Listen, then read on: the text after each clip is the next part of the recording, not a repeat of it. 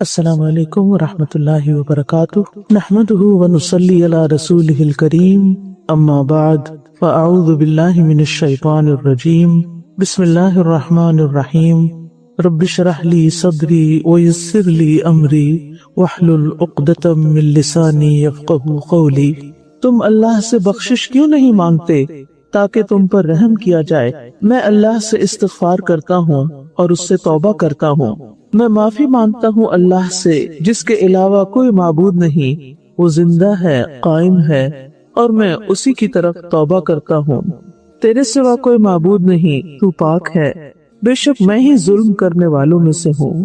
اے میرے رب، بے شک میں نے اپنی جان پر ظلم کیا ہے، بس تو مجھے بخش دے۔ اے میرے رب، مجھے بخش دے اور مجھ پر مہربان ہو جا، بے شک تو ہی بہت توبہ قبول کرنے والا، بہت رحم فرمانے والا ہے۔ اے میرے رب، مجھے بخش دے، مجھ پر رحم کر، میری کمیاں پوری کر دے، مجھے بلندی عطا فرما، مجھے رزق عطا کر اور مجھے ہدایت دے۔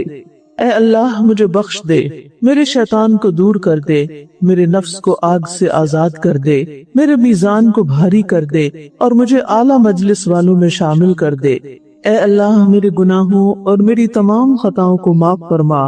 اے اللہ، مجھے تندرست کر دے، میری کمیاں پوری کر دے، نیک اعمال اور اخلاق کے لیے میری رہنمائی فرما، کیونکہ تیرے سوا کوئی ان کی نیکی کی طرف رہنمائی نہیں کر سکتا اور ان کی برائی کو دور نہیں کر سکتا۔ اے اللہ، تو ہی میرا رب ہے، تیرے سوا کوئی الہ نہیں، تو نے مجھے پیدا کیا اور میں تیرا بندہ ہوں، اور میں اپنی استطاعت کے مطابق تجھ سے کیے ہوئے عہد اور وعدے پر قائم ہوں۔ میں تیری پناہ چاہتا ہوں ہر برائی سے جو میں نے کی۔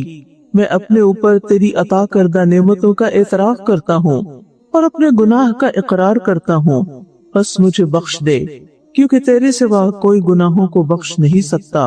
اے میرے رب، میری خطا، میری نادانی اور میرے تمام معاملات میں میرے حد سے تجاوز کرنے میں میری مغفرت فرما، اور ان گناہوں میں بھی جن کو تو مجھ سے زیادہ جانتا ہے۔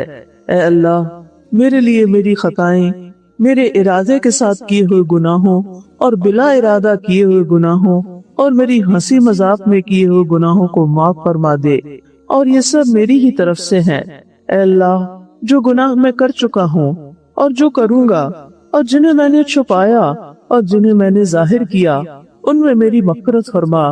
تو ہی آگے کرنے والا اور تو ہی تاخیر کرنے والا ہے، اور تو ہر چیز پر پوری قدرت رکھنے والا ہے۔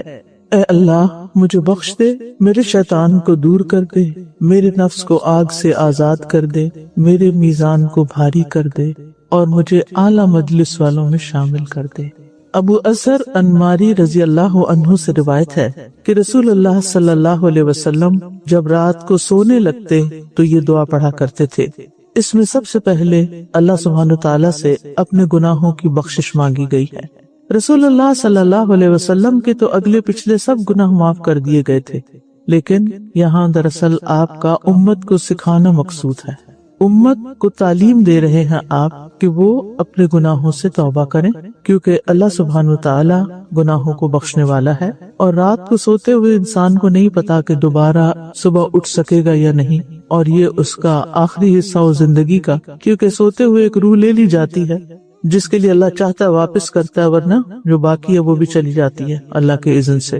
ویسے بھی نیند موت کی بہن ہے، تو اس لیے انسان سونے سے پہلے اپنے گناہوں کی معافی مانگ کر سوئے، اور پھر یہ کہ ہمارے نامہ اعمال کا ایک پیج جو ہوتا ہے وہ اختتام کو پہنچ رہا ہوتا ہے، تو آخری حصے میں بخشش جائے۔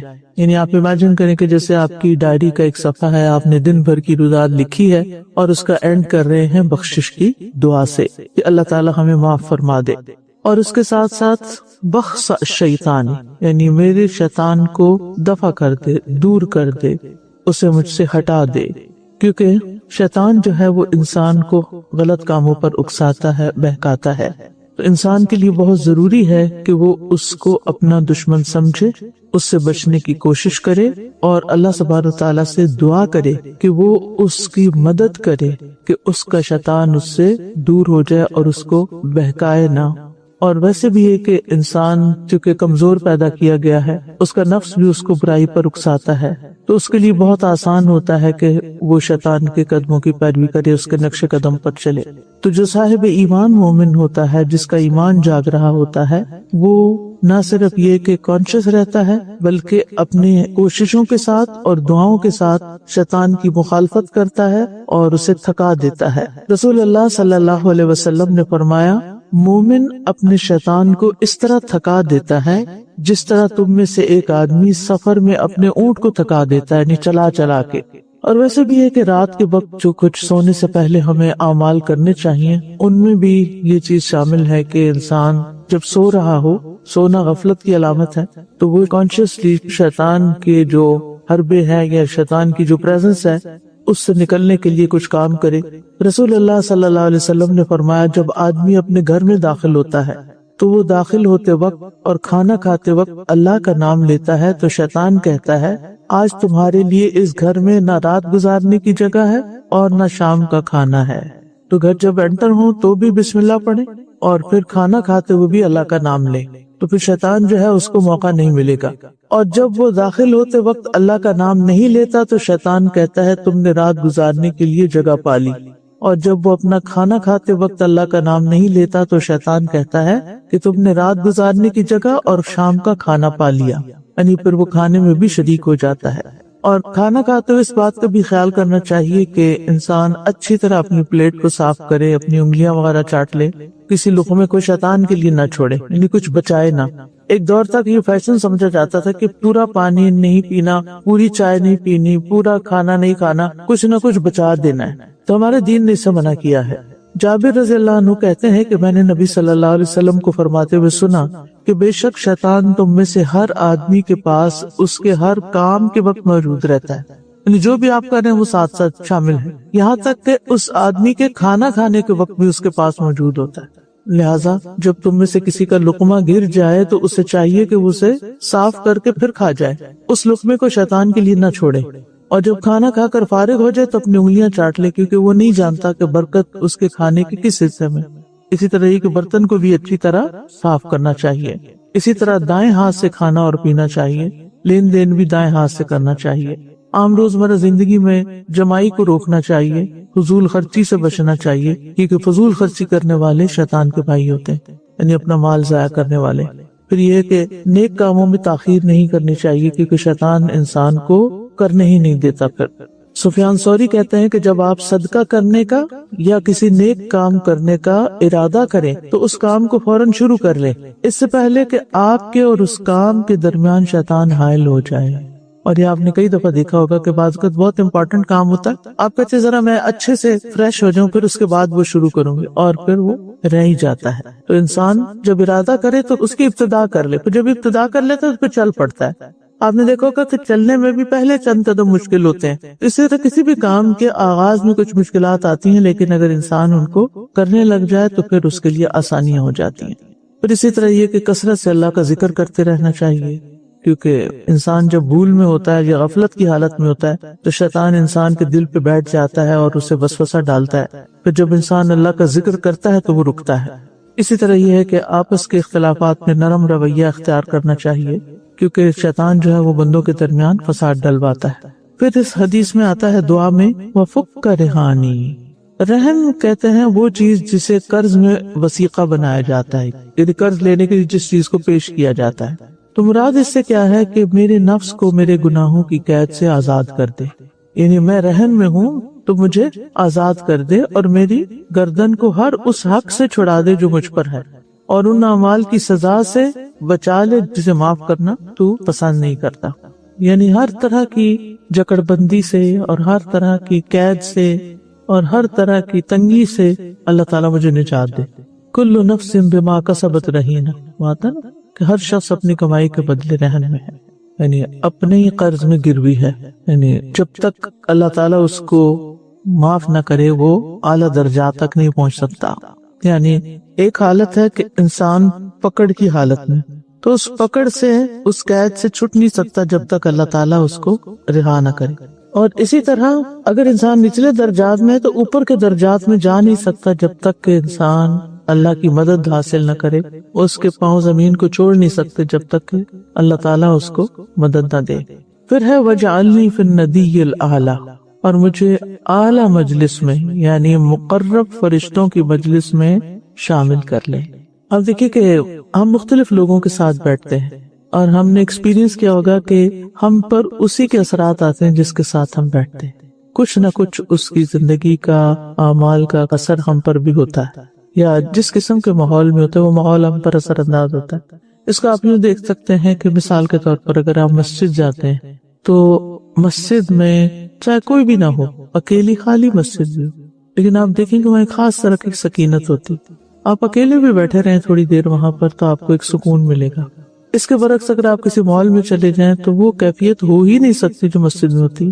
ڈاکٹر کے کلینک میں چلے جائیں تو کیا ہوگا، ہاسپٹل چلے جائیں کچھ اور ہی ہوگی۔ تو جو بھی ماحول ہوتا ہے وہ اپنے مخصوص کام کی وجہ سے یا افراد کی وجہ سے مختلف اثرات رکھتا ہے، اور وہ اثرات ہم پر بھی پڑتے ہیں۔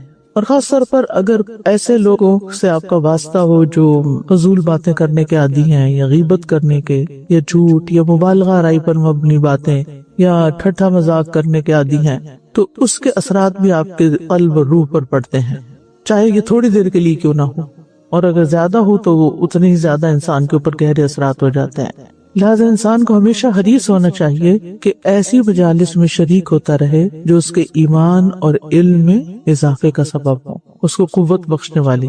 تو دنیا میں بھی انسان کو بلند مجالس کا انتخاب کرنا چاہیے، اور ذکر کی مجالس، علم کی مجالس بلند مجالس ہوتی ہیں، کیونکہ ذکر کرنے والا اللہ کے ہاں یاد کیا جاتا ہے۔ اور پھر نبی صلی اللہ علیہ وسلم نے یہ بھی فرمایا نا کہ اللہ تعالیٰ فرماتا ہے میں اپنے بندے کے گمان کے ساتھ ہوتا ہوں جو وہ میرے ساتھ رکھتا ہے، جب وہ مجھے یاد کرتا ہے میں اس کے ساتھ ہوتا ہوں، اگر وہ مجھے اپنے دل میں یاد کرے تو میں بھی اسے اپنے دل میں یاد کرتا ہوں، اور اگر وہ مجھے بھری محفل میں یاد کرے تو میں اسے اس سے بہتر محفل میں یاد کرتا ہوں۔ تو یہ ہے الندی الاعلی۔ تو الندی الاعلی میں آپ کا ذکر کب ہو سکتا ہے؟ وہاں آپ کا ذکر اسی وقت ہوگا جب آپ دنیا میں اعلیٰ مجالس میں شریک ہوں گے۔ تو کتنا ضروری ہے کہ انسان اچھی صحبت پانے کے لیے اس کی قیمت بھی ادا کرے۔ اور پھر یہ کہ ایسی مجالس جو ہیں وہ جنت کے باغیچے ہوتے ہیں۔ رسول اللہ صلی اللہ علیہ وسلم نے فرمایا جب تم لوگ جنت کے باغوں کے پاس سے گزرو تو کچھ کھا پی لیا کرو۔ کسی نے پوچھا جنت کے باغوں سے کیا مراد ہے؟ آپ نے فرمایا ذکر کی مجالس، جیسے اس وقت ذکر ہو رہا ہے، دعا پڑھی جا رہی ہے، سیکھی جا رہی ہے، اللہ کا نام لیا جا رہا ہے، فرشتوں کی بات ہو رہی ہے۔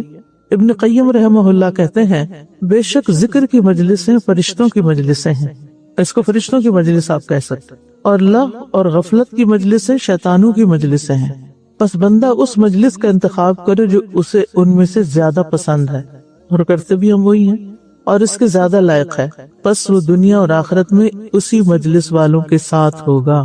یعنی دنیا میں آپ جن مجالس میں شریک ہوتے ہیں، جن مجالس میں جانا پسند کرتے ہیں، پریفر کرتے ہیں، آخرت میں بھی آپ انہی مجالس میں ڈالے جائیں گے، انہی میں شریک ہوں گے۔ اب یہ انتخاب آپ کا ہے، آپ جو چاہیں کریں۔ اور فرشتے آپ کو معلوم ہے، وہ طویل حدیث اس میں آتا ہے کہ ذکر کی مجالس کو تلاش کرتے ہیں، اور جہاں وہ دیکھتے ہیں تو پھر وہاں پر اکٹھے ہو جاتے ہیں، یہاں تک کہ ایک دوسرے کے اوپر آسمان تک پہنچ جاتے ہیں، سب فرشتوں کو اکٹھا کر لیتے ہیں، اور پھر وہ اللہ تعالیٰ کے پاس پہنچتے ہیں تو اللہ تعالیٰ ان کے لیے بخشش کا وعدہ فرماتے ہیں۔ ایسی مجالس دل کی سختی کا علاج بھی ہوتی ہیں۔ ایک شخص نے حضرت حسن بصری رحمہ اللہ کی خدمت میں دل کی سختی کی شکایت کی تو آپ نے فرمایا ذکر کی مجلسوں میں حاضر ہوا کرو، یعنی ایسے لوگوں کے پاس بیٹھا کرو جو مل بیٹھ کے اللہ کو یاد کرتے ہیں۔ خود نبی صلی اللہ علیہ وسلم کو حکم دیا گیا وَاصْبِرْ نَفْسَكَ مَعَ الَّذِينَ يَدْعُونَ رَبَّهُمْ بِالْغَدَاةِ وَالْعَشِيِّ، آپ اپنے آپ کو لوگوں کے ساتھ جما کے رکھیے، روک کے رکھیے جو صبح و شام اپنے رب کو پکارتے ہیں۔ اس کے برعکس وہ مجلس جس میں لوگ اکٹھے ہوں، حدیث میں آتا ہے یہ، لیکن اس میں اللہ کا ذکر نہ کریں، نبی صلی اللہ علیہ وسلم پر درود نہ بھیجیں، تو وہ ان کے لیے قیامت کے دن حسرت کا باعث ہوگی۔ اگرچہ وہ جنت میں داخل ہو جائیں، جنت میں جانے کے باوجود بھی انسان دنیا کی ان مجالس پر حسرت کرے گا، ریگریٹ کرے گا کہ میں وہاں گیا کیوں جہاں اللہ اور اس کے رسول کا ذکر نہیں ہوتا۔ تو آپ سوچئے وہ کون سی ایسی مجالس ہوتی ہیں کہ جہاں اللہ اور اس کے رسول کا ذکر نہیں ہوتا. عام طور پر ہمارے گھروں میں جو سوشلائزنگ ہوتی ہے، رشتے دار دوست وغیرہ آ جاتے ہیں، مل بیٹھتے ہیں، اکٹھے چائے پیتے ہیں، دنیا دنیا دنیا دنیا کی باتیں، اللہ کی بات رسول کی بات تو کم ہی ہوتی ہے. اور علم کی مجالس کی تو ویسے ہی فضیلت ہے کہ کسی بھی مجلس میں آپ علم والی میں بیٹھ جائیں تو کچھ نہ کچھ لے کر ہی اٹھتے ہیں. قرآن مجید میں بھی آتا ہے، یا ایھا الذین آمنوا اذا قیل لکم تفسحوا فی المجالس فافسحوا یفسح اللہ لکم واذا قیل انشزوا فانشزوا یرفع اللہ الذین آمنوا منکم والذین اوتوا العلم درجات.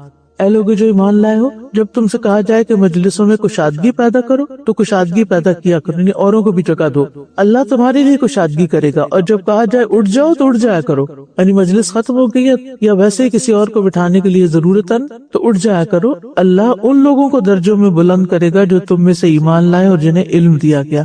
یعنی ان مجالس میں شریک ہو کے آپ کے ایمان اور علم میں اضافہ ہوتا ہے تو یہ ہر مجلس پر درجوں میں بلندی کا ذریعہ بن جاتی ہے. سہل بن عبداللہ التستری کہتے ہیں، جو انبیاء کی مجالس کو دیکھنا چاہے وہ علماء کی مجالس کو دیکھے. اور جب لوگ کسی بھی جگہ پر اللہ کے گھروں میں سے کسی گھر میں اللہ کی کتاب کی تلاوت کرتے ہیں اور اس کی باہم تعلیم میں مصروف ہوتے ہیں، یعنی خاص طور پر قرآن کی مجلس، ان پر سکینت نازل ہوتی ہے. نزلت علیہم السکینہ وغشیتہم الرحمہ وحفتہم الملائکہ، تو رحمت انہیں ڈھانپ لیتی ہے اور فرشتے انہیں گھیر لیتے ہیں اور اللہ ان کا ذکر اپنے پاس موجود فرشتوں میں کرتے ہیں. استاذ جی، جو آپ نے ابھی بات کی نا کہ ڈائری کا ایک ورک سمجھے اپنے پورے دن کو، تو اس میں مجھے یہ خیال آ رہا تھا کہ جیسے حدیث میں بھی ہے نا کہ جو ہم غلطی کوتاہی گناہ کرتے ہیں تو فرشتے لکھتے نہیں ہیں کہ استغفار کر لے. تو سبحان اللہ، اگر ہم سونے سے پہلے استغفار کریں تو اس دن کے وہ سارے ویسے ہی وائپ آف ہو گئے، ہمارے لکھے بھی نہیں جائیں گے انشاءاللہ. اور دوسرا یہ کہ آخری عمل جیسے آپ نے فرمایا کہ وہ استغفار کا ہوگا سونے. وہ جو تیسرا سے 6 گھڑیوں کا ذکر آتا ہے، سارے دن کا نہیں آتا. اچھا، لیکن ویسے اگر ہم اوور آل سارے دن کے گناہوں کی معافی مانگ کے سوئے تو انشاءاللہ اللہ تعالیٰ معاف فرما دے گا. اور ایک دوسری بات استاد جی، یہ تو ایک طرح سے سوال بھی ہے کہ جیسے اب جب سے یہ پتہ چلا کہ جس مجلس میں اللہ سبحانہ تعالیٰ کا ذکر نہیں ہو تو باعث حسرت ہوں گی، تو کوشش ضرور ہوتی ہے کہ جہاں کہیں جائیں تو کریں. بس ایک سوال بہت دفعہ میرے دل میں ان مجالس کے دوران بھی آتا ہے کہ ایسا ذکر جو ہے وہ شروع میں رکھا جائے یا اینڈ میں رکھا جائے تاکہ گھر جاتے ہوئے ایک اچھی فیلنگ کے ساتھ گھر جائیں، یا ہم شروع میں کرنے پھر اگر دونوں طرح ٹھیک ہے، دونوں طرح ٹھیک ہے. شروع میں رکھنے کا یہ فائدہ کہ پھر باقی وقت جو ہے نا وہ ذرا اچھا گزرے گا، یعنی احتیاط کے ساتھ گزرے، اور آخر میں کر کے پھر ایک پیغام ٹیک ہوم میسج ہو جائے گا. جزاک اللہ خیر. وإياكم. سر جی، یہ جو بات ہوئی تھی نا کہ مجالس کی، تو میں سوچ رہی تھی مجالس کے علاوہ کچھ جگہیں بھی ایسی ہوتی ہیں، ضروری نہیں ہے کہ وہ کوئی پراپر ذکر کی مجلس ہو یا کچھ ایسی چیز ہو، لیکن کچھ جگہیں ایسی ہوتی ہیں جہاں انسان وزٹ کرتا ہے تو اس کے دل میں جو ہے وہ نرمی آتی ہے. مثال کے طور پہ ابھی جولائی کے منتھ میں میرا ہاسپٹل جانے کا بہت زیادہ اتفاق ہوا تھا. میری مدر ان لا وہاں پر تھیں، تو میں جب وہاں پہ جاتی تھی اور لوگوں کی بے بسی دیکھتی تھی، اور وہ بھی وہ لوگ جو بہت زیادہ عمر رسیدہ بھی تھے، یعنی 100 ایئرس کی وہاں پہ عورتیں تھیں، اور وہ اس حالت میں تھیں کہ بالکل ہیلپ لیس، اور ان کی ایک آس ہوتی تھی کہ کوئی ان کے پاس آ جائے، کوئی ان کے پاس بیٹھ جائے. تو یہ ساری جگہیں بھی اور ان سارے لوگوں سے ملنے سے بھی نا دل میں بہت نہ صرف یہ کہ نرمی آتی ہے بلکہ بہت زیادہ اللہ کا شکر بھی دل سے نکلتا ہے کہ ہم بہت بہتر ہیں، بہت سوچ رہے ہیں. شکر گزاری ہوتی ہے، اللہ کی طرف توجہ ہوتی ہے، اللہ تعالیٰ سے کنیکشن ہوتا ہے، دعا کرتے ہیں، استغفار کرتے ہیں، رحمت مانگتے ہیں. استاذہ، آپ کی ایڈوائس کیا ہوگی کہ اگر ہم مجلس میں کھڑے رہ کے کچھ بولنا چاہے تو آبجیکشن کرتے لوگ؟ اس طرح نہیں بولنا چاہیے نا کہ ہم ان کو جیسے کوئی لیکچر دے رہے ہوں. بات سے بات نکالیں، حکمت سے بات کریں، اس وقت بات کریں جب سمجھیں کہ یہ اب لوہا گرم ہے، یہاں بات کرنی چاہیے. یا پھر جانے سے پہلے ہی آپ ان سے بات کر لیں کہ ہم اکٹھے ہو رہے ہیں، ہم کچھ نہ کچھ پڑھیں گے، کوئی بات کریں گے، یا سوال کر لیں ان سے. یعنی بعض اوقات یہ ہوتا ہے کہ آپ کسی سے کچھ ایسا پوچھ لیتے ہیں کہ آپ اچھا یہ بتائیے کہ آپ کی خاص دعا کون سی ہے، آپ زندگی میں کیا چاہتے ہیں، کیا مانگتے ہیں. تو اس سے یہ ہوگا کہ یعنی آپ ان میں انٹرسٹ لے رہے ہیں نا، تو وہ خود کچھ بولیں گے. یہ نہیں کہیں گے آپ مجھ سے کیوں پوچھ رہے ہیں کہ میری دعا کیا ہے، جو مرضی ہو، ایسا نہیں کوئی کہتا. اتنے بھی بد اخلاقی نہیں برتتے. اے اللہ میرے گناہوں اور میری خطاؤں کو معاف فرما، اے اللہ مجھے تندرست کر دے، میری کمیاں پوری کر دے، نیک اعمال اور اخلاق کے لیے میری رہنمائی فرما، کیونکہ تیرے سوا کوئی ان کی نیکی کی طرف رہنمائی نہیں کر سکتا اور ان کی برائی کو دور نہیں کر سکتا. ابو امامہ رضی اللہ عنہ سے روایت ہے کہ رسول اللہ صلی اللہ علیہ وسلم یہ دعا مانگا کرتے تھے ہمیں بھی اس سنت کی پیروی کرتے ہوئے اپنے لیے یہ دعا پڑھنی چاہیے. اللہم اغفر لی ذنوبی و خطایای کلھا، اے اللہ میرے سارے گناہ، ذنوب جمع ہے ذنب کی، اور یہ چھوٹے اور بڑے سب گناہوں کے لیے آ جائے گا. اور خطایای یہ چھوٹی چھوٹی غلطیاں، بھول چوک، کلھا ساری کی ساری، چھوٹی بھی اور بڑی بھی. اللہم انعشنی یعنی مجھے صحت مند کر دے، بیماری سے پاک کر دے. نبی صلی اللہ علیہ وسلم جب کسی کے پاس عیادت کے لیے جاتے تو اس کو یہ دعا دیتے تھے، لا بأس طہور انشاءاللہ، کوئی بات نہیں، یہ بیماری گناہوں سے پاک کرنے کا ذریعہ بنے. حدیث میں آتا ہے کہ مدینہ میں ایک شخص بیمار ہوا، آپ اس کی عیادت کے لیے اس کے گھر تشریف لے گئے. وہاں پہنچ کر آپ نے فرمایا لا بأس طہور انشاءاللہ.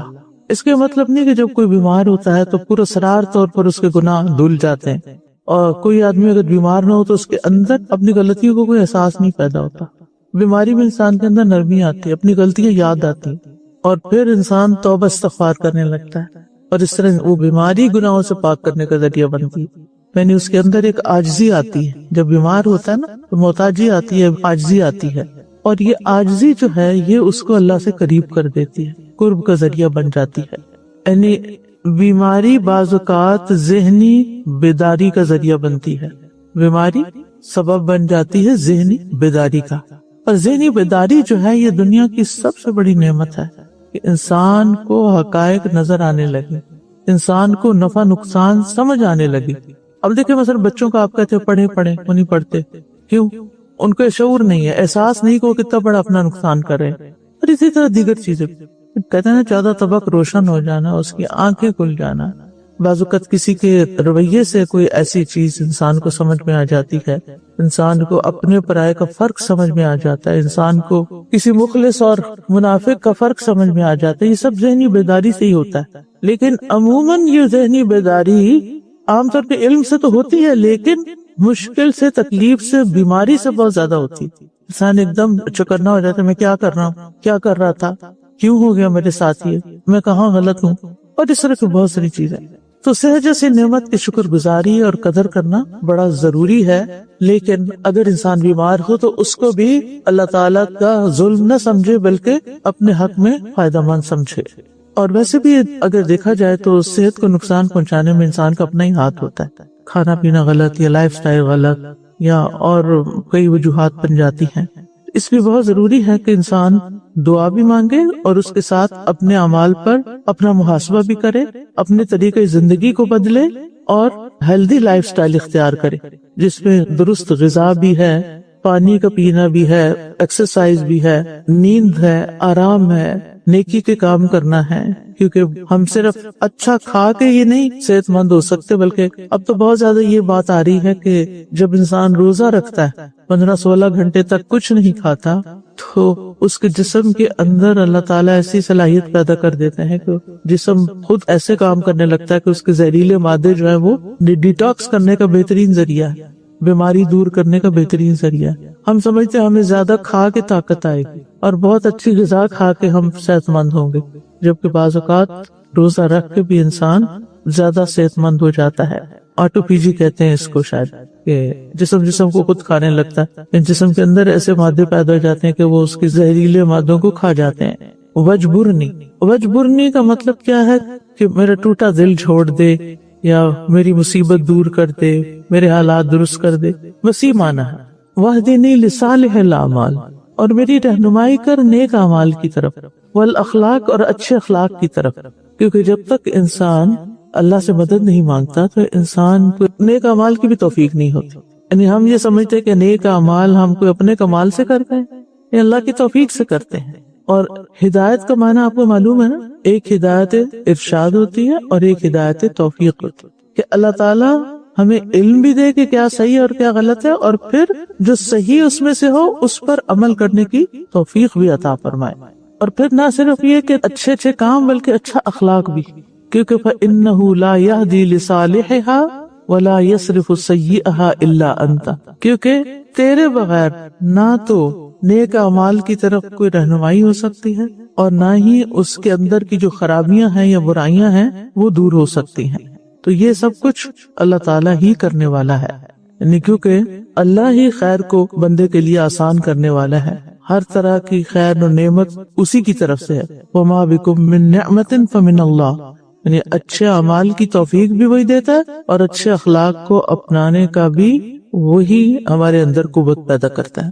میں ایکسپیرینس شیئر کرنا چاہ رہی تھی کہ جو ڈسکس کرتے تھے ہم کہ بیماری میں جس طریقے سے ہم طرح کو یاد کرتے ہیں. ایک بار آپ نے پہلے یہ بھی بتایا تھا کہ انسان جس طریقے کے اعمال دنیا میں کرتا ہے تو بیماری میں بھی پھر اللہ اس کی یاد آ جاتا ہے. تو میرے جانے والے کا ذکر ہے کہ وہ ان کی لائف کے آخری سال میں بہت بیمار ہو گئی تھی، بستر رسیدہ ہو گئی تھی، کسی کو پہچان نہیں سکتی تھی، بٹ پورا ٹائم لا الہ الا اللہ، اللہ اکبر، یہ دو چیزیں ان کے زبان پہ پورے سال چلتا رہا. چاہے کوئی بھی ان کے دماغ کو جاتا تو مجھے تھا کہ شاید اتنا ذکر تو وہ اگر ہوش میں ہوتی تو بھی نہ کرتے، نہ کر بھی نہیں سکتی تھی کیونکہ لوگ کرنے نہیں دیتے. جی بالکل، کہ ان کو دیکھ کر اتنا لگتا ہے بٹھا دے. جی بالکل، کس طریقے سے کہ انہوں نے زندگی گزاری تھی کہ اللہ تعالیٰ نے اس طریقے سے توفیق عطا فرمائی. بالکل. سانس جی ابھی جو ڈی ٹاکس کی بات فرمایا آپ نے، تو ابھی ڈائبیٹک والوں کا ایک گروپ ایسی میں نے جوائن کیا ہوا تھا، تو وہ کراتے ہیں واٹر فاسٹنگ، اس کو کہتے ہیں 24 آورز آپ نے صرف لیکوڈز پہ کرنا ہے. تو پھر کسی نے اتنے روزوں کے بارے میں پوچھا تو انہوں نے کہا کہ 3 days آف واٹر فاسٹنگ جو ہے وہ ہمارے ایک روزے کے برابر ہے. سبحان اللہ. اسی لیے اب وہ ڈرائی فاسٹنگ کا لفظ آ گیا ہے کہ ڈرائی فاسٹنگ کرے، پانی بھی نہ پیے، عین اسلامی. اور پھر یہ صبح سے شام تک کی فاسٹنگ، رات کی فاسٹنگ نہیں. سبحان اللہ. تو it was amazing کہ ہم جو 3 روزے منیمم مہینے میں رکھیں تو سمجھے 9 days کی ہم نے واٹر فاسٹنگ کی ہے پورے مہینے میں. تو سبحان اللہ. بالکل، اللہ تعالیٰ توفیق دے ہم سب کو. استاذہ جی میں دیکھ رہی تھی مجبورنی کہ میرا ٹوٹا دل جوڑ دے، پھر اس کے بعد باہر دینی صالح اعمال کی توفیق. آپ یقین کریں جب کسی کا دل ٹوٹا ہوتا ہے اس وقت صالح کام کرنے کے لیے کتنا اپنے آپ کو تیار کرنا پڑتا ہے. بالکل، اپنے آپ کو جوڑنا پڑتا ہے کہ نہیں مجھے یہ کام کرنا ہے اور یہ اللہ کی خاطر کرنا ہے. الحمدللہ.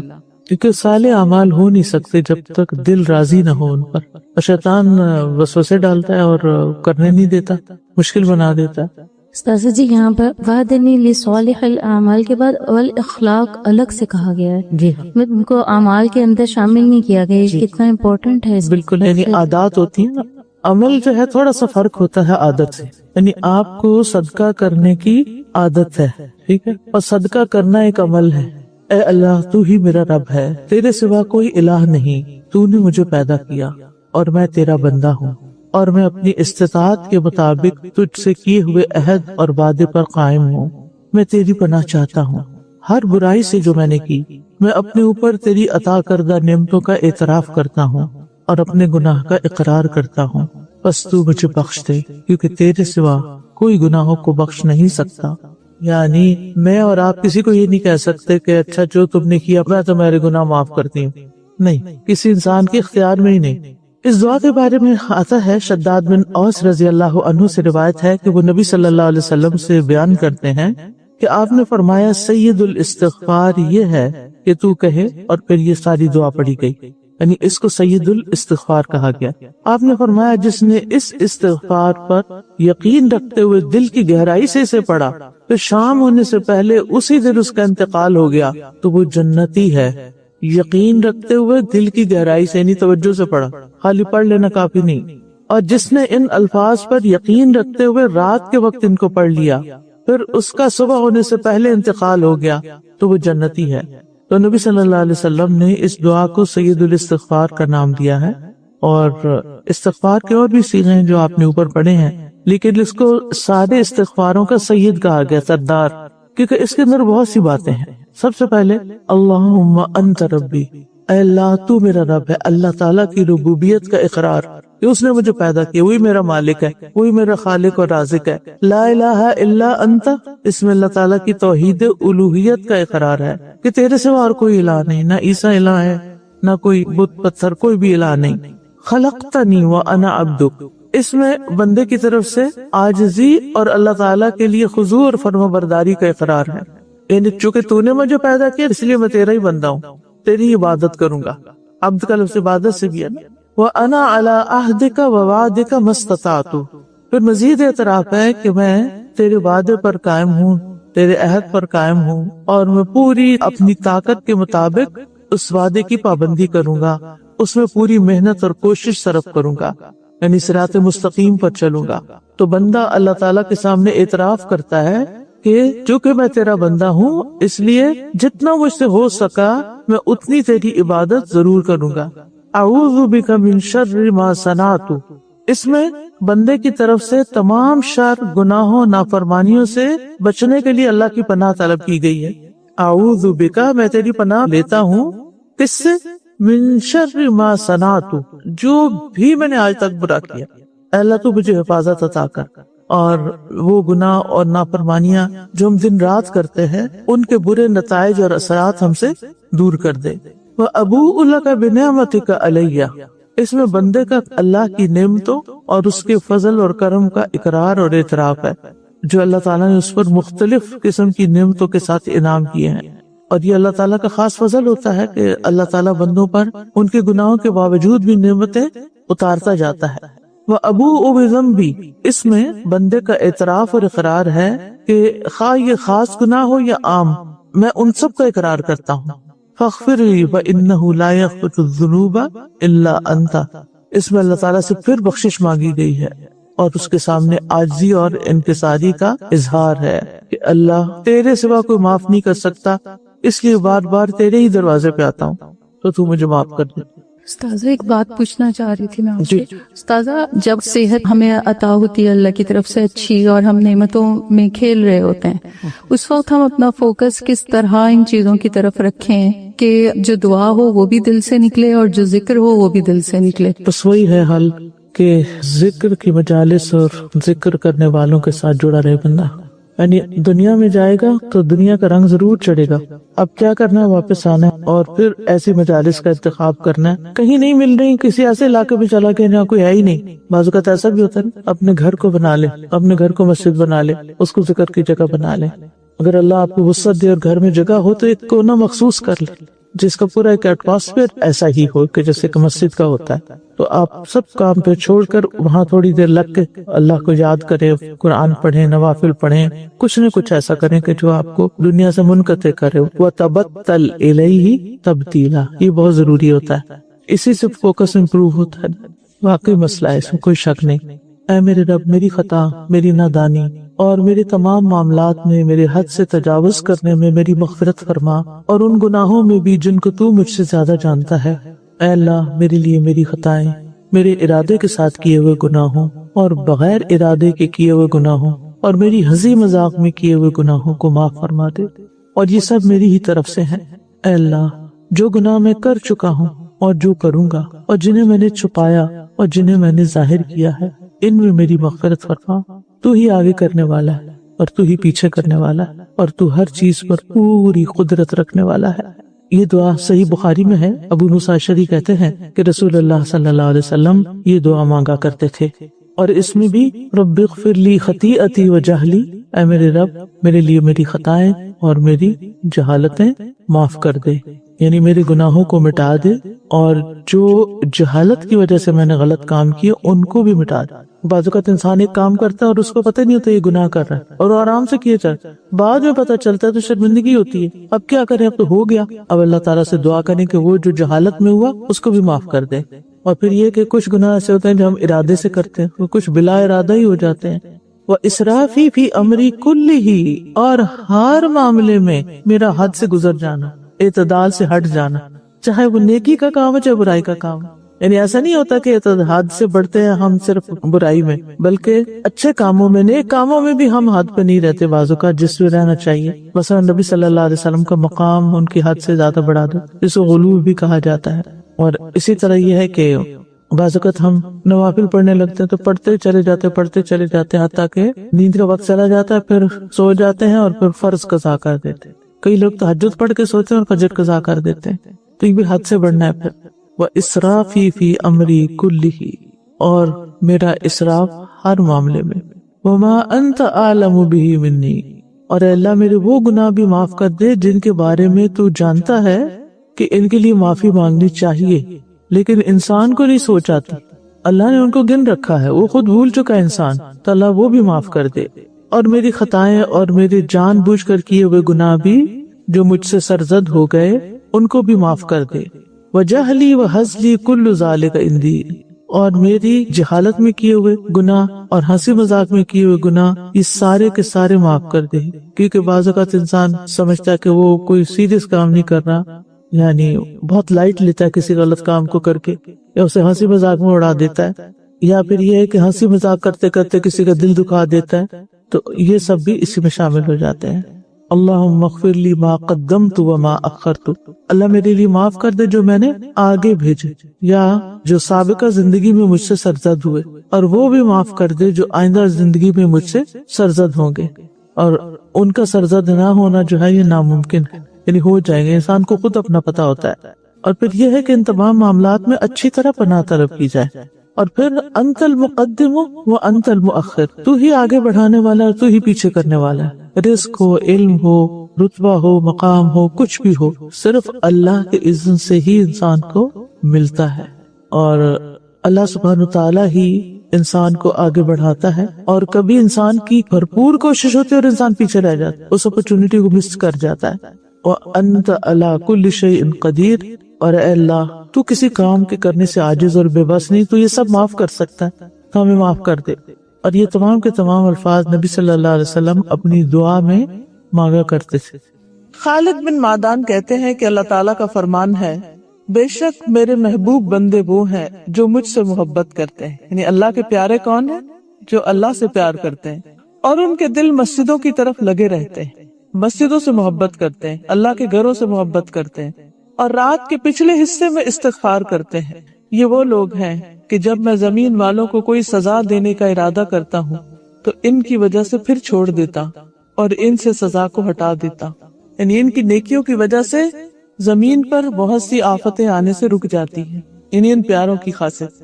اور قتادہ رضی اللہ عنہ کہتے ہیں، قرآن آپ کو آپ کی بیماری اور علاج کی خبر دیتا ہے، سو آپ کی بیماری آپ کے گناہ ہے اور اس کا علاج اور دوا استغفار. اور علی بن ابی طالب کہتے ہیں، تعجب ہے اس شخص پر جس کے پاس بچنے کا سامان ہو، اس کے باوجود وہ ہلاک ہو جائے. آپ سے پوچھا کہ وہ کون سی چیز ہے؟ آپ نے فرمایا وہ استغفار ہے. اور آپ کہتے تھے اللہ سبحانہ تعالیٰ نے کسی بندے کو استغفار سے غافل نہیں کیا اس حال میں کہ وہ اس سے عذاب دینے کا ارادہ رکھتا. اور فضیل بن نیاز کہتے ہیں کہ بندے کا قول استغفر اللہ، اس کی تفسیر یہ ہے کہ اے اللہ تو مجھے گناہوں سے ہلکا کر دے. بعض علماء کہتے ہیں کہ بندہ گناہ اور نعمت کے درمیان رہتا ہے، ان دونوں کو سوائے حمد اور استغفار کے کوئی دوسری چیز درست نہیں کر سکتی. اور فضیل رحمت اللہ علیہ کہتے ہیں، اللہ سبحانہ تعالیٰ کی صفات الحی القیوم کا ذکر ہے، یہ بھی بہت زبردست صفات ہیں، اور ان میں اللہ سبحانہ تعالیٰ کا اسم اعظم ہے جس کو پڑھنے سے دعائیں قبول ہوتی ہیں. اسی لیے ہم دیکھتے ہیں کہ بدر کے موقع پر جب حالات بہت تنگ تھے تو نبی صلی اللہ علیہ وسلم نے کن اسماء کو پکار کر دعا کی تھی؟ یا حی یا قیوم برحمتک استغیث. حضرت انس کہتے ہیں میں نبی صلی اللہ علیہ وسلم کے ساتھ تھا کہ ایک آدمی نے دعا کی اور کہا، یا بدیع السماوات یا حی یا قیوم انی اسألک، اے آسمان کو عدم سے وجود میں لانے والے، اے زندہ، اے قائم رہنے والے، میں تجھ سے سوال کرتا ہوں، یعنی میں تجھ سے مانگتا ہوں اپنی ضرورت کی چیز. تو آپ نے فرمایا کیا تمہیں معلوم ہے کہ اس نے کس چیز کے ساتھ دعا کی؟ قسم اس کی جس کے ہاتھ میں میری جان ہے، اس نے اللہ کو اس نام کے ساتھ پکارا ہے کہ جب اس نام کے ساتھ اللہ کو پکارا جاتا ہے تو وہ دعا قبول کرتا ہے. تو آپ چاہتے ہیں کہ آپ کی دعائیں قبول ہوں تو یہ تینوں نام اپنے ریمائنڈرز میں لکھ لیجئے. جب بھی آپ چاہیں کہ آپ کی دعا قبول ہو تو پہلے اللہ تعالیٰ کو ان ناموں سے پکارے اور پھر دعا مانگیں. قیامت کے دن جب لوگ جنت میں چلے جائیں گے تو جمعے کے دن اللہ تعالیٰ اعلیٰ علیین سے اپنی کرسی پر نزول فرمائیں گے. پھر اللہ تعالیٰ کرسی کو نور کے ممبروں سے گھیر دیں گے، یعنی کرسی کے ارد گرد کیا ہوں گے؟ نور کے ممبر. نبی آئیں گے یہاں تک کہ اس پر بیٹھ جائیں گے نور کے ممبروں پر. پھر اللہ تعالیٰ ممبروں کو کرسیوں سے گھیریں گے. صدیق اور شہداء آئیں گے یہاں تک کہ وہ ان پر بیٹھ جائیں گے. پھر اللہ تعالیٰ اپنی کرسی پر چڑھیں گے، اس کے ساتھ شہداء اور صدیق بھی چڑھیں گے. یعنی اللہ سبحانہ تعالیٰ قیامت کے دن اپنے بندوں سے جس طرح ملاقات کریں گے اس کا ذکر یہاں کیا گیا ہے. صحیح الترغیب و ترغیب کی حدیث ہے. وَهُوَ الْعَلِيُّ الْعَظِيمُ، اور وہ بلند ہے، بہت عظیم ہے. اور حقیقت یہ ہے کہ اللہ سے بڑی کوئی بھی چیز نہیں. اس لیے ہمیں اللہ تعالیٰ کے ناموں کے ساتھ دعا مانگتے ہوئے خصوصاً تسبیح کرنی چاہیے. فسبح بسم ربک العظیم، قسم اس کی جس کے ہاتھ میں میری جان ہے. اس نے اللہ کو اس نام کے ساتھ پکارا ہے کہ جب اس نام کے ساتھ اللہ کو پکارا جاتا ہے تو وہ دعا قبول کرتا ہے. تو آپ چاہتے ہیں کہ آپ کی دعائیں قبول ہوں تو یہ تینوں نام اپنے ریمائنڈرز میں لکھ لیجئے. جب بھی آپ چاہیں کہ آپ کی دعا قبول ہو تو پہلے اللہ تعالیٰ کو ان ناموں سے پکارے اور پھر دعا مانگے. یا حی یا قیوم برحمتک استغیث، یا حی یا قیوم برحمتک استغیث، یا حی یا قیوم برحمتک استغیث. اگر ہم کھانا کھا رہے ہیں تو ہم کیا سوچیں کہ اللہ رازق ہے، اللہ نے یہ رزق مجھے دیا ہے. پھر اسی طرح اگر ہمیں کوئی مشکل ہو رہی ہے تو اس کے ناموں کے ساتھ ہم اس کو پکاریں، یا حی یا قیوم برحمتک استغیث، اللہ کی رحمت کے ساتھ فریاد کریں. پھر اسی طرح زندگی کے جو مختلف کام ہیں ان کاموں کے ساتھ ہم اللہ تعالیٰ کی ان صفات کو ریلیٹ کرتے جائیں تو انشاءاللہ اس طریقے سے آپ کا ایک پرسنل لیول پر اللہ سبحانہ وتعالیٰ کے ساتھ ایک تعلق بن جائے گا. اس کو ایک چھوٹی سی مثال سے سمجھیں کہ جب آپ دنیا میں کسی انسان سے محبت کرتے ہیں، مثلا اپنے والدین سے، اور ان کی کچھ عادات آپ کے اندر آ جاتی ہیں تو پھر آپ مینشن کرتے ہیں وہ میری والدہ بھی تھی نا، وہ بھی اسی طرح ہی لوگوں کو کھانا کھلاتی تھی، وہ یوں صدقہ خیرات کرتی تھی، میرے والد تھے نا تو وہ ایسا کرتے تھے. یعنی آپ کا ایک کنیکشن ہوتا ہے، جو کام آپ کر رہے ہوتے ہیں نا اس کو کنیکٹ کر لیتے ہیں اپنے پیاروں کے ساتھ. تو ذرا اس سے اور اوپر اٹھ جائیں، یعنی جو بھی آپ کام کر رہے ہو تو ساتھ ساتھ اللہ کو یاد کریں. ایک تو یہ کہ اللہ سبحانہ وتعالیٰ کی ہستی کو یاد کرنا، محسوس کرنا، اور ایک یہ کہ اس کی صفات کے ساتھ، اس کے ناموں کے ساتھ. تو اس طرح آپ کی زندگی میں اور بھی زیادہ برکت ہوگی. اور جتنا جتنا آپ اللہ سبحانہ وتعالیٰ کے لیے خالص ہوتے جائیں گے اتنا اتنا آپ کے دل سے دنیا کے غم اور دنیا کی حرص اور دنیا کی جو کمی کمزوری ہے، وہ آپ کو جو پریشان کرتی ہے، وہ آپ کے دل سے نکلتی چلی جائے گی. آپ رزق کے معاملے میں صرف اللہ پہ ڈیپینڈ کریں گے کہ اللہ رازق ہے، اور اس کے علاوہ لوگوں سے آپ کی ایکسپیکٹیشن نہیں رہے گی. اور جب لوگوں سے ایکسپیکٹیشن نہیں رہے گی تو پھر آپ کے اندر وہ لوگوں کی طرف سے اگر کوئی کمی بیشی ہوتی ہے تو کوئی غم اور دکھ بھی نہیں ہوگا، اور کسی چیز پر کوئی لالچ بھی نہیں ہوگا. یعنی اس کے پاس اتنا ہے نا، آپ کسی سے حسد کریں گے کیونکہ آپ کو پتا ہے کہ اصل تو رازق اللہ، اصل تو سورس اس کے پاس ہے. مجھے لوگوں سے کیا لینا دینا کہ میں ان کا دیکھ کے جلوں یا ان کے اوپر حسد کروں یا ان سے ناراض ہوں کہ ان کے پاس اتنا ہے تو مجھے کیوں نہیں دیتے اور میرا خیال کیوں نہیں رکھتے. نہیں، مجھے تو دینے والا اللہ ہے.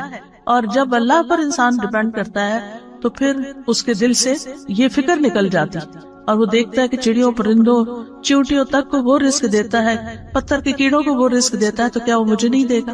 اور اسی طرح دیگر صفات میں بھی، یعنی اس سے آپ کے دل سے حرص اور لالچ بھی نکل جائے گی، اور لوگوں کے ساتھ بدگمانی اور لوگوں کے ساتھ گلے شکوے اور لوگوں کی پھر غیبتیں اور یہ ساری چیزیں بھی آپ کے اندر سے نکل جائیں گی. پھر اسی طرح ایک اور چیز ہے بابرکت بننے کے لیے کہ اپنے رب کو راضی رکھیں، اس کی اطاعت کر کے اور اس کی نافرمانی کے کام چھوڑ کر. ابن القیم رحمۃ اللہ علیہ کہتے ہیں کہ برکت کا جامع راز یہ ہے کہ جو بابرکت شخص ہوتا ہے وہ وقت کی قیمت کو جانتا ہے، اور وہ یہ ہے کہ ہر لمحے اللہ کی رضا کا کام کرنا. یعنی جو بھی کوئی کام کر رہے ہیں اس کو اس طرح چیک کرتے جائیں کہ اس پر اللہ راضی ہے کہ نہیں، اور یہ اس کے وقت اور اس کی قیمت کا تقاضا ہے.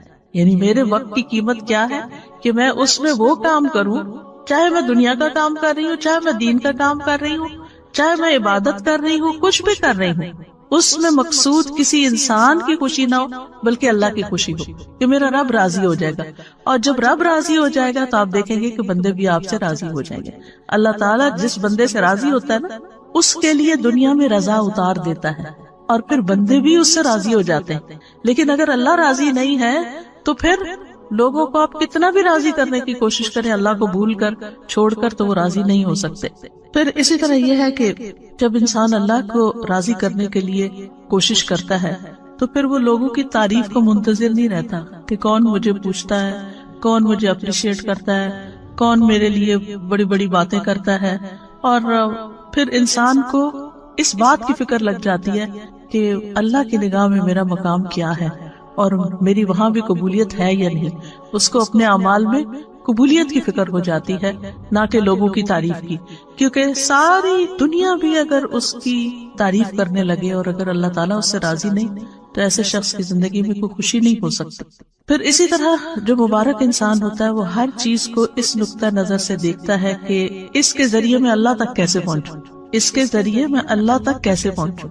مثلاً اگر وہ کسی کی خدمت کرتا ہے تو وہ یہ سوچ کے کرتا ہے، چاہے گھر والوں کے لیے کھانا پکاتے ہیں آپ، ان کے لیے کلیننگ کرتے ہیں، ان کے لیے سارے جو بھی گھر کے کام کاج ہیں ان کے اوپر احسان کرتے ہوئے نہ کریں، یہ سوچ کے کریں کہ اس سے میرا رب راضی ہوتا ہے اور اس سے آپ کی تھکاوٹ بھی ختم ہو جائے گی. یہ میں اپنے رب کی خوشی کے لیے کر رہی ہوں، میں صرف شوہر کی خوشی کے لیے نہیں کر رہی. شوہر تو خود ہی خوش ہو جائے گا اگر میرا رب خوش ہوا، رب راضی ہوگا تو یہ بھی ہو جائے گا. تو میری فکر ہونی چاہیے رب کو راضی کرنے کے لیے. تو چاہے وہ گھر والے ہوں، چاہے وہ کام کاج ہو، چاہے وہ مال ہو، چاہے وہ علم ہو، ذہانت، ہر چیز کو، جیسے ایک بزنس مین ہوتا ہے تو وہ ہر چیز میں دیکھتا ہے کہ اس چیز سے کیسے بزنس کیا جا سکتا ہے اور اس چیز سے کہاں سے پروفٹ کمایا جا سکتا ہے. تو جو ایک مومن بندہ ہوتا ہے وہ ہر وقت یہ سوچتا ہے اس چیز سے میں اپنی آخرت کیسے کما سکتا ہوں، اس لمحے اس وقت میں کون سا کام کروں کہ جس سے میرا رب راضی ہو جائے گا. اب مثال کے طور پہ کبھی آپ کے حصے میں ایسا کام ہوتا ہے، مثلا دعوت کر لیا آپ نے اور گھر میں لوگوں کو بلا لیا اور آپ کے اوپر سارا کام آ گیا، چاہے آپ کیٹرنگ کرا رہے ہیں، چاہے آپ کچھ بھی کر رہے ہیں، لیکن صرف گھر کی سیٹنگ اور لوگوں کو ویلکم کرنا اور پوچھنا، اور چاہے آپ ڈسپوزیبل یوز کر رہے ہیں لیکن پھر بھی آپ تک ٹوٹ جاتے ہیں. اگر یہ سب کچھ اللہ کی رضا کے لیے تھا تو اس کے بعد آپ کو ایسا سرور اور ایسی خوشی نصیب ہوگی. اور اگر لوگوں کی تعریف کے لیے تھا تو آپ کے دماغ میں شیطان یہ خیال ڈالے گا وہ تو شکریہ بھی نہیں بول کے گیا، اس نے تو ایسا میرے ساتھ رویہ کیا اور وہ تو یہ کر رہا تھا، اور وہ جانے کے بعد آپ اور زیادہ ٹوٹیں گے کیونکہ جس مقصد کے لیے آپ نے وہ دعوت کی تھی وہ تو پورا ہی کوئی نہ ہوا. لیکن اگر اللہ کو راضی کرنے کے لیے کہ لوگوں کو کھانا کھلانا ثواب کا کام ہے، لوگوں کو اکٹھا کرنا، ملانا، آپس میں بٹھانا، ان کو ویلکم کرنا، تو آپ دیکھیں گے کہ یہی چیز آپ کے لیے برکتوں کا باعث بن جائے گی اور آپ کے لیے خوشی کا باعث بنے. یعنی گویا دوسرے لفظوں میں قل ان صلاتی و نسکی و محیای و مماتی للہ رب العالمین، یہ بابرکت انسان کا قول ہوتا ہے کہ وہ اللہ کے لیے جیتا اور مرتا ہے اور اپنی ساری ذمہ داریاں صرف اللہ کی رضا کی خاطر پوری کرتا ہے، کہ بحیثیت بیوی کے، بحیثیت بیٹی کے، بحیثیت ماں کے، بحیثیت ایک ہمسائی کے، بحیثیت ایک طالب علم کے، بحیثیت ایک ٹیچر کے، میری رسپانسبلٹیز کیا ہیں اور میں ان کو کیوں ادا کروں. اور اگر وہ اللہ کے لیے کرتا ہے، اللہ کو راضی کرنے کے لیے وہ رسپانسبلٹیز پوری کر رہا ہے، تو اللہ سبحانہ و تعالیٰ اس سے جب راضی ہوگا تو اس کے سارے کام درست کر دے گا، اس کی زندگی وقت ہر چیز میں برکت ڈال دے گا. تو مبارک انسان بننے کے لیے کہ جس پہ رب کی برکتیں نازل ہوں، کیا کریں؟ اپنی عادت کے، معمول کے، روٹین کے، ذمہ داریوں کے سارے کام رب کی رضا کے لیے کریں. ایک رب کے لیے ایک ہو جائیں، یعنی ادھر ادھر نہیں، ایک راستہ اختیار کریں اور وہ رب کی رضا. تو انشاءاللہ آپ ایک بابرکت انسان بن جائیں گے. پھر بابرکت انسان جو ہوتا ہے وہ اپنے دل کے اوپر کبھی بھروسہ نہیں کرتا، کیونکہ دل الٹ پلٹ ہونے والی چیز ہے. وہ اگر ایمان کی لذت کسی وقت محسوس کر رہا ہے تو اس کو ڈر لگتا ہے کہ کہیں یہ حلاوت مجھ سے چھن نہ جائے، کہیں ایمان کی یہ کیفیت میرے سے دور نہ ہو جائے. وہ اپنے دل کی نگرانی کرتا ہے، وہ اپنا محاسبہ کرتا ہے کہ مجھے اپنا ایمان ہر صورت برقرار رکھنا، کیونکہ قرآن مجید میں آتا ہے نا سورۃ الحجرات، حبب الیکم الایمان وزینہ فی قلوبکم، اس نے ایمان کو تمہارے دلوں میں محبوب بنا دیا اور اس کو سجا دیا. تو وہ اس خوشی کو جو اندر محسوس کرتا ہے ایمان کی، وہ اس کو کسی قیمت پر کھونا نہیں چاہتا اور دل کے پلٹنے سے خوف کھاتا ہے، اور اسی لیے دعا کرتا ہے ربنا لا تزغ قلوبنا بعد اذ ہدیتنا وہب لنا من لدنک رحمہ انک انت الوہاب، اور یا مقلب القلوب ثبت قلبی علی دینک. پھر اسی طرح اگلی بات یہ ہے کہ بابرکت بننے کے لیے وہ بابرکت لوگوں جیسے کام کرتا ہے. یہ موٹے موٹے نکات اگر آپ نوٹ کر لیں گے نا اپنے پاس تو انشاءاللہ کبھی ریویژن میں آپ کو یہ چیزیں یاد آئیں گی تو پھر دوبارہ سے انسان ان چیزوں کو کرنے لگتا ہے. یعنی بابرکت بننے کے لیے بابرکت لوگوں جیسے اعمال، جیسے ہم نے دیکھا کہ انبیاء میں اللہ تعالیٰ نے برکت رکھی، نبی صلی اللہ علیہ وسلم میں برکت رکھی، اور اسی طرح آپ کے جو ساتھی تھے صحابہ کرام ان کے اندر اللہ سبحانہ وتعالیٰ نے برکت رکھی. تو وہ کیا کام کرتے تھے؟ مثلا موسیٰ علیہ السلام کے بارے میں اللہ سبحانہ وتعالیٰ فرماتے ہیں وَاذْكُرْ فِي الْكِتَابِ مُوسَىٰ إِنَّهُ كَانَ مُخْلَصًا وَكَانَ رَسُولًا نَبِيًّا. کتاب میں موسیٰ کا ذکر کیجیے، یقیناً وہ خالص کیا ہوا تھا، یعنی اخلاص تھا ان کے اندر، اور ایسا رسول جو نبی تھا۔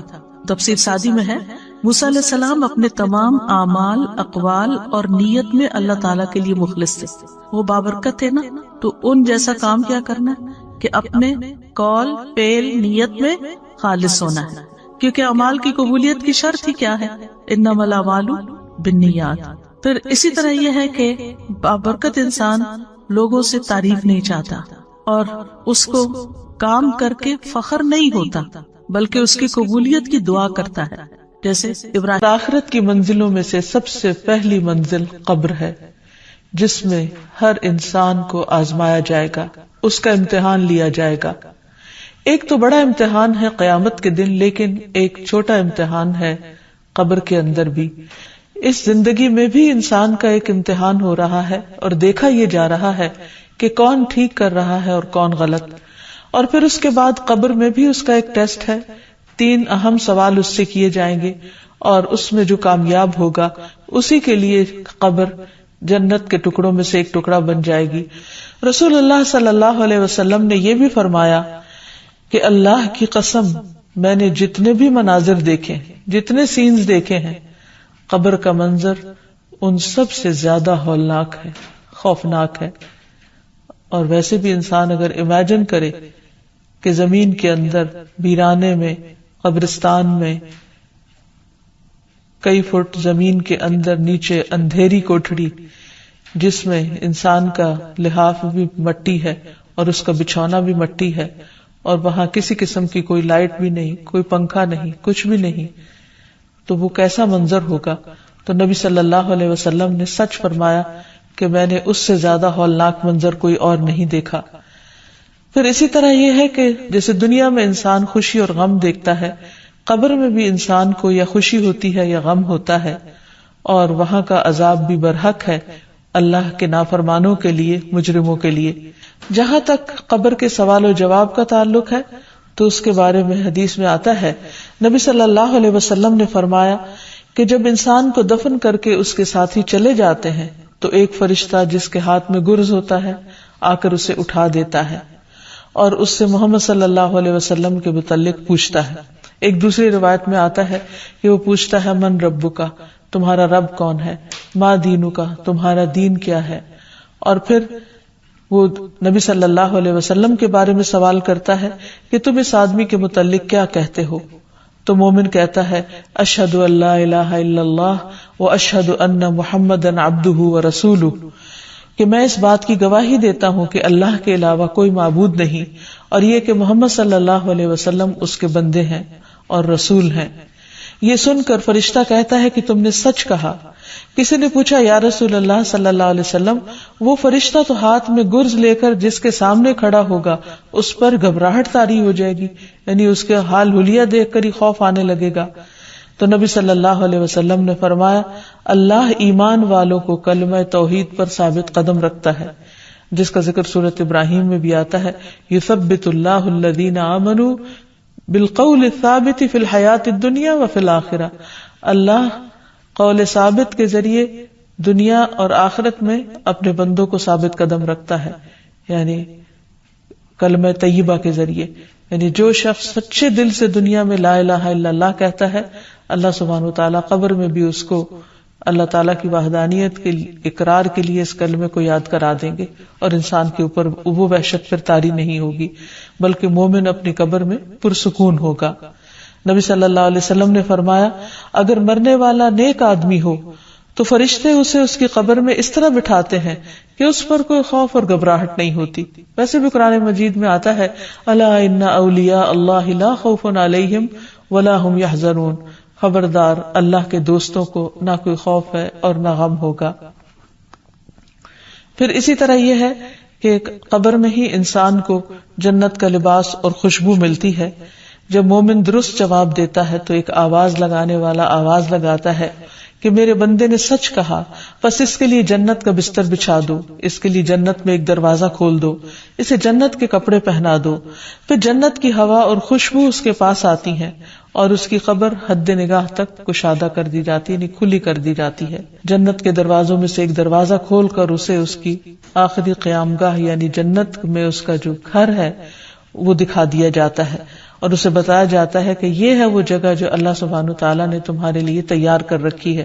یعنی قیامت کے دن جب تم اٹھو گے اور اپنے حساب کتاب سے فارغ ہوگے تو آخر میں تمہارا مقام یا گھر یہ ہوگا. تو اس سے اس کی خوشی میں اور زیادہ اضافہ ہو جاتا ہے. لیکن اس کے برعکس جو شخص اس امتحان میں فیل ہو جاتا ہے اس کے لیے جہنم کے دروازوں میں سے ایک دروازہ کھول کر اس کو جہنم کا ٹھکانہ دکھا دیا جاتا ہے. پھر اسی طرح یہ ہے کہ انسان کی قبر وسیع اور روشن کر دی جاتی ہے. ابو ہریرہ سے روایت ہے کہ رسول اللہ صلی اللہ علیہ وسلم نے فرمایا مومن شخص اپنی قبر میں سبز باغیچے میں ہوتا ہے تو اس کے لیے اس کی قبر کو 70 ہاتھ کشادہ کر دیا جاتا ہے اور اس کے لیے 14ویں کے چاند کی طرح روشنی کر دی جاتی ہے. یعنی ایک خوبصورت منظر ہوتا ہے جیسے 14ویں رات کو ہوتا ہے اور اس کا وہاں جتنا بھی قیام ہوگا یعنی ایسے بندے کا جو قبر کے امتحان میں پاس ہو گیا وہ بہت ہی سکون اور امن اور خوشی میں اور خوشنما منظر میں اور خوشنما اور بہترین گھر پہ ہوگا. تو اس سے پتہ یہ چلتا ہے کہ جو شخص ایمان کے ساتھ عمل صالح کرتے ہوئے دنیا سے رخصت ہوگا, ایمان پر ہی اس کا خاتمہ ہوگا اور وہ قبر کے امتحان میں کامیاب ہو جائے گا, اس کے لیے قبر کو کشادہ کر دیا جائے گا اور ایک بہترین منظر ہوگا اس کے اس گھر میں. اس کے برعکس قبر میں عذاب بھی ہے. جو شخص قبر کے سوالوں کے جواب نہ دے سکا اس کی وہاں شامت آئے گی, اس کو مار پڑے گی. نبی صلی اللہ علیہ وسلم نے فرمایا کہ آدمی جب قبر میں رکھا جاتا ہے اور دفن کر کے اس کے لوگ پیٹ موڑ کر رخصت ہوتے ہیں تو وہ ان کے جوتوں کی آواز سنتا ہے. پھر 2 فرشتے آتے ہیں, اسے بٹھاتے ہیں, پوچھتے ہیں اس شخص کے متعلق تمہارا کیا اعتقاد ہے؟ کافر یا منافق یہ جواب دیتا ہے کہ مجھے نہیں معلوم, میں نے لوگوں کو ایک بات کہتے ہوئے سنا, میں بھی کہتا رہا. پھر اس سے کہا جاتا ہے کہ نہ تو نے کچھ جانا اور نہ پڑھا. اس کے بعد لوہے کے ہتھوڑے سے اس کے دونوں کانوں کے درمیان بڑے زور سے مارا جاتا ہے اور وہ اتنے بھیانک طریقے سے چیختا ہے کہ 2 بوجھوں یعنی انسان اور جن کے علاوہ ارد گرد کی ساری مخلوق اس کی چیخ سنتی ہے. پھر اسی طرح جہنم سے لباس اور بستر آتا ہے. آسمان سے منادی آواز لگاتا ہے اس نے جھوٹ بولا, اس کے لیے آگ کا بستر بچھا دو, آگ کا لباس پہنا دو. پھر جہنم کا دروازہ کھول دیا جاتا ہے, قبر کو تنگ کر دیا جاتا ہے. اس شخص پر اندھا بہرا فرشتہ مقرر کر دیا جاتا ہے جو اس پر سزا دینے کے لیے مسلط ہوتا ہے تاکہ اس پر کسی قسم کا کوئی رحم نہ کھائے. اور پھر قبر میں اس کی نیند کی کیفیت کے بارے میں آتا ہے کہ اس سے کہا جاتا ہے کہ تم منحوش کسی نیند سو جاؤ. اور منحوش کی نیند کا مطلب ہے ایسا آدمی جسے کیڑے مکوڑے اور سانپ ڈستے اور نوچتے رہتے ہیں اور اس پر قبر تنگ کر دی جاتی ہے تو جس کرب میں وہ مبتلا ہوتا ہے اور اس میں وہ جو سوتا ہے اس نیند کی طرف اشارہ ہے. رسول اللہ صلی اللہ علیہ وسلم نے فرمایا قبر آخرت کی پہلی منزل ہے, اگر وہاں نجات مل گئی تو بعد کے سارے مراحل آسان ہو جائیں گے اور اگر وہاں نجات نہ ملی تو بعد کے سارے مراحل دشوار ہو جائیں گے یعنی مشکل ہو جائیں گے. ایک یہودی عورت حضرت عائشہ رضی اللہ تعالی عنہا کے پاس آئیں اور اس نے عذاب قبر کا ذکر چھیڑ دیا اور کہا کہ اللہ تجھے عذاب قبر سے محفوظ رکھے. اس پر حضرت عائشہ رضی اللہ تعالی عنہا نے رسول اللہ صلی اللہ علیہ وسلم سے عذاب قبر کے بارے میں دریافت کیا. آپ نے اس کا جواب دیا کہ ہاں عذاب قبر حق ہے یعنی واقعی ہے. تو حضرت عائشہ نے بیان کیا کہ پھر میں نے کبھی ایسا نہیں دیکھا کہ آپ صلی اللہ علیہ وسلم نے کوئی نماز پڑھی ہو اور اس میں عذاب قبر سے اللہ کی پناہ نہ مانگی ہو. یعنی ہمیشہ آپ صلی اللہ علیہ وسلم ہر نماز میں اللہ سبحانہ وتعالی سے دعا کرتے کہ وہ عذاب قبر سے محفوظ رکھیں. اسی طرح ایک اور موقع پر نبی صلی اللہ علیہ وسلم اپنے صحابہ کے ساتھ بنو نجار کے باغ سے گزر رہے تھے تو اچانک وہ گدھا بدک گیا جس پر آپ سوار تھے, تو قریب تھا کہ وہ آپ کو نیچے گرا دے. تو آپ صلی اللہ علیہ وسلم نے پوچھا کہ یہاں اس جگہ پر کیا ہے, تو پتہ چلا کہ یہاں دور جاہلیت کے لوگوں کی قبریں ہیں. تو آپ صلی اللہ علیہ وسلم نے جب پوچھا کہ یہ لوگ کب مرے تو عرض کیا گیا کہ یہ لوگ شرک کی حالت میں مرے تھے. تو آپ نے فرمایا کہ ان لوگوں کو ان کی قبروں میں عذاب ہو رہا ہے. اگر مجھے یہ خیال نہ ہوتا کہ تم لوگ اپنے مردوں کو دفنانا چھوڑ دو گے تو میں تمہیں یہ عذاب اس وقت سنواتا، یعنی اللہ تعالیٰ سے دعا کرتا کہ تمہیں قبر کے عذاب کو سنوا دے جسے میں سن رہا ہوں. پھر آپ صلی اللہ علیہ وسلم ہماری طرف متوجہ ہوئے اور فرمایا تم لوگ دوزخ کے عذاب سے اللہ کی پناہ مانگو. صحابہ نے عرض کیا ہم دوزخ کے عذاب سے اللہ کی پناہ مانگتے ہیں. پھر اسی طرح آپ نے فرمایا کہ تم قبر کے عذاب سے اللہ کی پناہ مانگو. تو صحابہ نے عرض کیا نعوذ باللہ من عذاب القبر، کہ ہم قبر کے عذاب سے اللہ کی پناہ مانگتے ہیں، یعنی اللہ تعالیٰ ہمیں اس سے محفوظ رکھے. سعید بن مسیب کہتے تھے میں نے ابو ہریرہ کے پیچھے ایک بچے پر نماز جنازہ پڑھی جس نے کبھی کوئی گناہ نہ کیا تھا، تو میں نے ان کو یہ کہتے سنا اللہم